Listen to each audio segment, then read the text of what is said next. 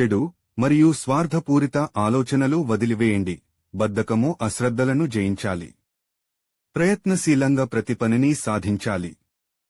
కర్తవ్యనిష్ట, ధర్మబుద్ధి, ఉత్సాహాలు కలిగి ఉండండి. అలాంటి వారికి షిరిడి సాయి విజయాలను తప్పక ఇస్తారు. నన్ను స్మరిస్తున్న వారికి, నా శరణాగతి కోరిన వారికి నేనెప్పుడూ రుణపడి ఉంటాను. నేను ఆత్మ సందర్శనాన్ని, కైవల్యాన్ని ప్రసాదించి నా రుణాన్ని తీర్చుకొంటాను.